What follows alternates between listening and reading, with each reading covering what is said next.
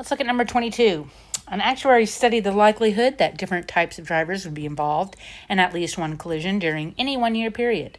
And the results of the study are in this table below. So in the first column right here, we have the type of driver. In the second column, it's the percentage of drivers that come from that type. So 8% of all drivers are teen, 16% of all drivers are young adult, and so forth, which should sum up to 100%. If this were a tree, these would be the first 4 branches. And then the probability of having at least one collision of that type of driver. So if you're a teen driver, then the probability of having at least one collision is 15%.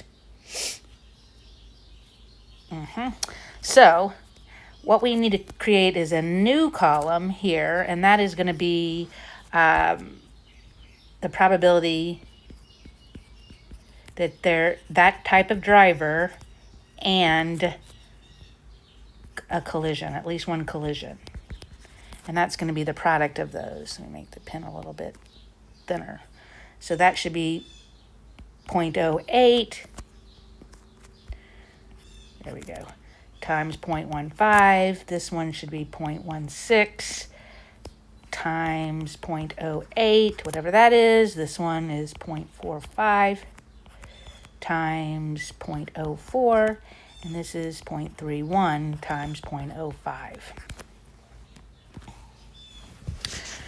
Okay, let's grab our calculator and figure out what those are really quickly, because we're going to need that in our next piece. This should be 0.012.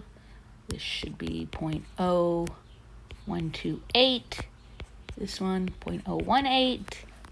And this one 0.0155.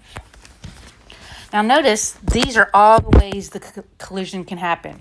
You could be a teen driver in a collision, a young adult and collision, a midlife and collision, and senior in collision. So if we add up all of these, we get the probability of a collision. All right, so given that a driver has been involved in at least one collision, so given that it's been in a collision, calculate the probability it was a young adult. So that's going to be the probability of young adult and collision, which is this,